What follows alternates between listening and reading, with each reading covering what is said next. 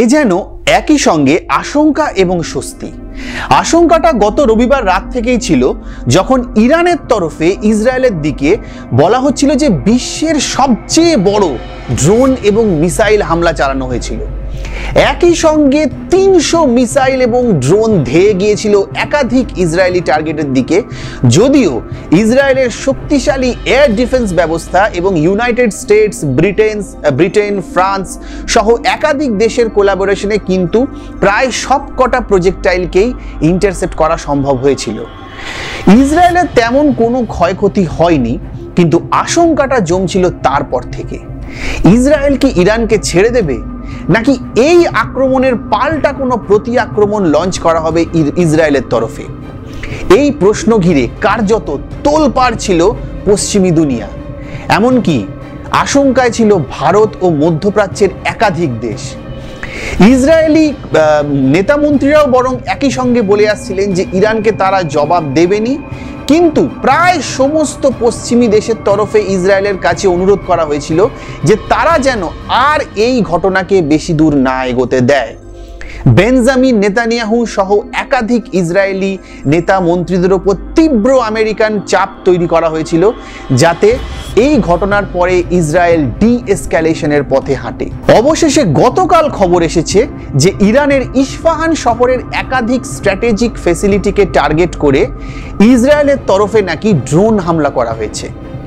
যদিও ইরান এবং ইসরায়েল দুপক্ষই এই হামলাকে নিয়ে কোনো রকম বাড়তি শব্দ খরচ করেনি। আমেরিকা, ব্রিটেন, ফ্রান্সের মতো বড় বড় দেশগুলিও কিন্তু এই হামলার পরে কোনো রকম উচ্চবাচ্য করেনি। তাহলে কি এই হামলা এইখানেই শেষ হলো? তাহলে কি দুই পক্ষই আসলে ডি-এসক্যালেশনের কথা ভাবছে? তাহলে ইসরায়েলের তরফে এই হামলাটা চললো কেন?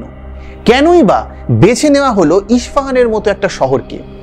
এই ভিডিওতে আমরা দেখে নেব সেই সমস্ত কিছু প্রশ্নের উত্তর। প্রথমেই আমরা দেখব যে কেন এই হামলার জন্য ইসরায়েলের তরফে বেছে নেওয়া হয়েছে ইরানের ইস্পাহান শহরকে। তেহরান থেকে প্রায় 450 কিলোমিটার দক্ষিণে অবস্থিত এই ইস্পাহান এই মুহূর্তে ইরানের তৃতীয় বৃহত্তম শহর। শুধু জনসংখ্যার দিক থেকে বৃহত্তম নয়, ইস্পাহানের ইতিহাসও কিন্তু চোখ ধাঁধানো। 17 শতকে এই ইস্পাহান ছিল তৎকালীন শাহ আব্বাসের রাজধানী।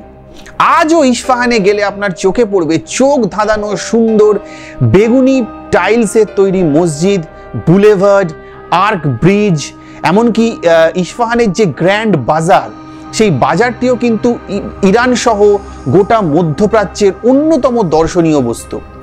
ইস্পাহান শহরের যে সিটি স্কোয়ার, অর্থাৎ যে শহরের মাঝখানের যে প্রাণকেন্দ্র, তাকে ইতিমধ্যে ইউনেস্কোর তরফে একটি ওয়ার্ল্ড হেরিটেজ সাইট বলে ঘোষণা করা হয়েছে। অসংখ্য প্রাসাদ, মিনার এবং নানা ঐতিহাসিক স্থাপত্যের প্রাণকেন্দ্র এই ইস্পাহানকে বলা হয় ইরানের কালচারাল ক্যাপিটাল বা সাংস্কৃতিক রাজধানী।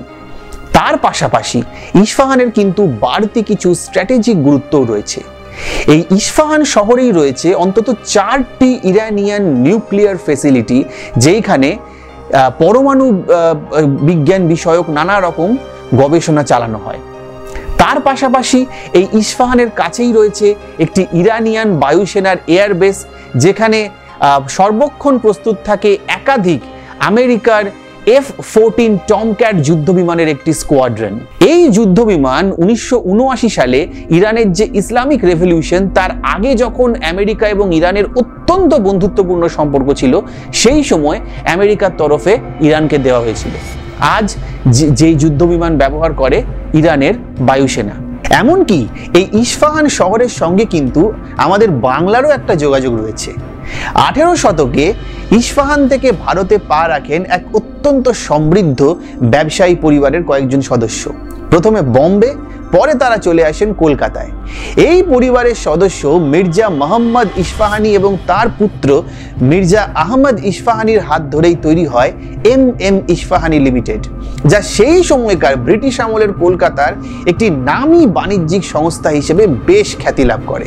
স্বাধীনতার পরে অবশ্য তাদের চলে যেতে হয় ওপার বাংলায়, এই মুহূর্তে বাংলাদেশের চট্টগ্রামে রয়েছে তাদের হেডকোয়ার্টার্স, কিন্তু কলকাতার যে বাণিজ্যিক ইতিহাস, সেই বাণিজ্যিক ইতিহাসে কিন্তু ইস্পাহানি পরিবারের নাম আজও অনেকে মনে রেখেছেন। যাই হোক, তো মনে করা হচ্ছে যে এই সমস্ত স্ট্র্যাটেজিক যে সমস্ত ফেসিলিটিস রয়েছে, অর্থাৎ নিউক্লিয়ার পাওয়ার প্ল্যান্ট এবং তার পাশাপাশি যে এয়ার বেস রয়েছে ইস্পাহানে, সেইগুলোকেই টার্গেট করতে কিন্তু ইসরায়েল বেছে নিয়েছিল ইস্পাহান শহরকে। যদিও ইরানের যে রাষ্ট্রীয় সংবাদ সংস্থা IRNA বা ইসলামিক রেভলিউশনারি নিউজ এজেন্সি, তারা কিন্তু বলেছে যে এই হামলা আদৌ ইসরায়েল চালিয়েছে কিনা সে বিষয়ে তারা এখনো নিশ্চিত নয়। এমনও হতে পারে যে ইরানের অভ্যন্তরের কোনো বিদ্রোহী গোষ্ঠী বা কোনো মিলিশিয়ার তরফে এরকম ড্রোন আক্রমণ করা হয়েছে, এবং যা ইরানের যে এয়ার ডিফেন্স সিস্টেম রয়েছে রাশিয়া নির্মিত S-300, সেই এয়ার ডিফেন্স দিয়েই কিন্তু সেই ড্রোনের হামলাকে সম্পূর্ণভাবে ইন্টারসেপ্ট করা সম্ভব হয়েছে। কিন্তু এই গোটা বিষয়টা থেকে একটা কথা পরিষ্কার, হামলা ইসরায়েল চালিয়েছে অবশ্যই, কিন্তু গোটা ঘটনাটাকে নিয়ে না ইসরায়েল বা ইরান কোনো পক্ষই কিন্তু কোনো রকম পাল্টা হুমকি বা হুঁশিয়ারির পথে যায়নি।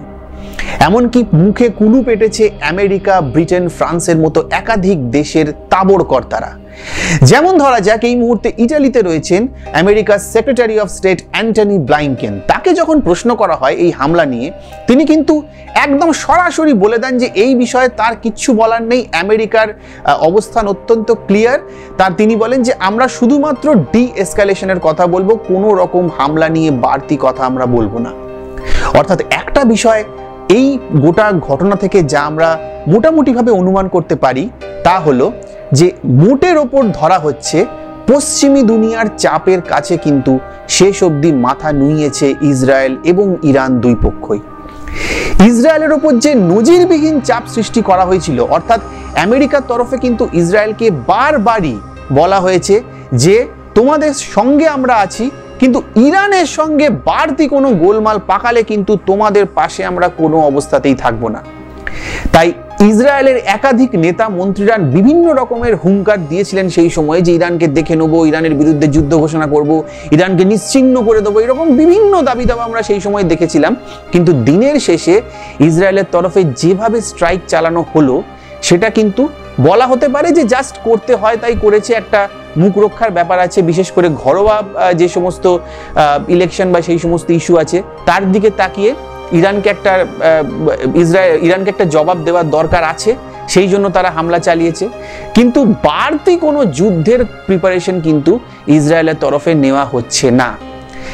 ইরানের দিক থেকেও একটা ব্যাপার পরিষ্কার যে ইরানের ওপরেও চাপ সৃষ্টি করা হয়েছিল যাতে এইভাবে যুদ্ধের রেশ আর বেশি দূর যাতে না গড়ায়। তাই ইরানের তরফেও যেহেতু দামাস্কাসে তাদের এমবাসির ওপর হামলা চালিয়েছিল ইসরায়েল, তাই তাদেরকে হয়তো ড্রোন স্ট্রাইকটা করে একটা জবাব দেওয়ার চেষ্টা করতেই হতো।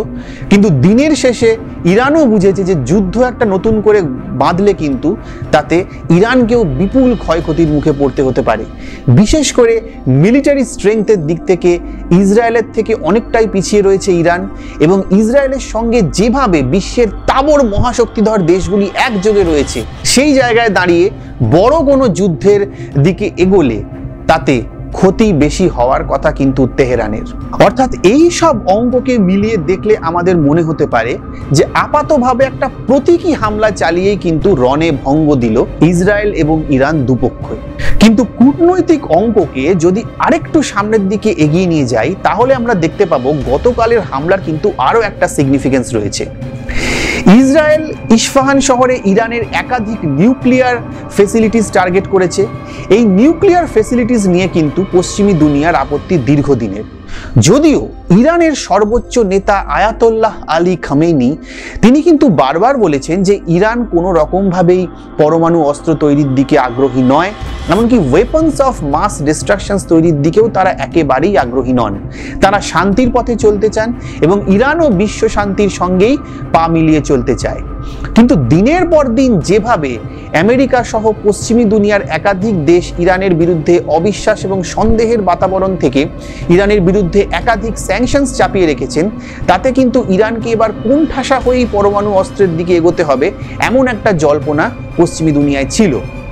আপাতত ইসরায়েলের এই হামলার পরে ইরান কিন্তু প্রায় ঠাড়ে ঠোরে বুঝিয়ে দিয়েছে যে ইসরায়েল যদি এইভাবে ইরানের দিকে হামলা চালায়, ইরান কিন্তু পাল্টা পরমাণু অস্ত্র তৈরির কথা ভেবে দেখবে।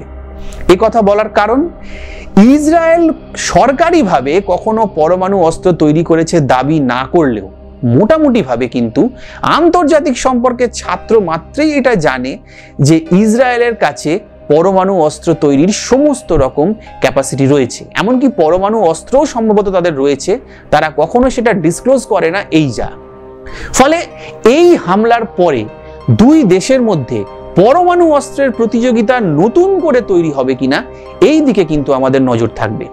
পাশাপাশি নজর থাকবে আমেরিকার ভূমিকার দিকেও, কারণ আমেরিকাও বারবার সৌদি আরব সহ একাধিক আরব দেশের সঙ্গে তাদের মৈত্রী বাড়াতে চাইছে এবং যে কারণে তারা ইসরায়েলকে প্রবল চাপের মুখে রেখেছে যাতে তারা কোনো রকমভাবে প্যালেস্টাইন যে স্টেটহুড অর্থাৎ প্যালেস্টাইনের আলাদা রাষ্ট্রের দাবি, এই দাবিকে একেবারে নস্যাৎ না করে দেয়। কারণ আরব দেশগুলির সঙ্গে আমেরিকার মৈত্রীর একটা প্রধান শর্ত আরব দেশগুলির দাবি যে 2 স্টেট সলিউশন অর্থাৎ প্যালেস্তাইন রাষ্ট্রের যে দাবি সেই দাবিকে ইসরায়েলকে মানতে হবে। কিন্তু এই 7ই অক্টোবর হামাসের হামলার পরে ইসরায়েল প্যালেস্তাইন রাষ্ট্রের সেই স্বীকৃতির দাবি মানবে কিনা সেই নিয়ে কিন্তু গভীর জল্পনা তৈরি হয়েছে। এমনকি ইসরায়েলের একাধিক নেতামন্ত্রী বলেছেন যে তারা প্যালেস্তাইন রাষ্ট্রকে সম্পূর্ণ নিশ্চিহ্ন করে দিতে চান, কোনো রকম প্যালেস্তাইন আলাদা রাষ্ট্রের দাবি তারা আর মানবেন না। আর এতেই কিন্তু কপালে ভাঁজ পড়েছে ওয়াশিংটনের একাধিক উচ্চপদস্থ কর্তা। জো বাইডেন প্রশাসনের কাছে এই মুহূর্তে তাই একটা বড় প্রায়োরিটি যে আরব দেশগুলির সঙ্গে মৈত্রী বজায় রাখা এবং তার জন্য দরকার ইসরায়েল যাতে কোনো রকমভাবে নতুন করে কোনো যুদ্ধে না জড়ায় সেই দিকে অন্তত কড়া নজর রাখা। তাই পশ্চিমী দুনিয়ার এই নিরন্তর চাপের মুখে ইসরায়েল ইরানের বিরুদ্ধে আর কোনো স্ট্রাইক করে কিনা সেদিকে আমাদের নজর থাকবে ইসরায়েলের এই হামলার আশঙ্কা এবং এই সন্দেহের বাতাবরণে ইরান পরমাণু অস্ত্রের দিকেও আরো একবার এগোয় কিনা। আমরা খবর রাখবো, আমরা খবর পৌঁছে দেব আপনাদের কাছে। আন্তর্জাতিক সব খবরের জন্য আপনাদের চোখ থাকবে শুধুমাত্র দ্য ওয়ালে।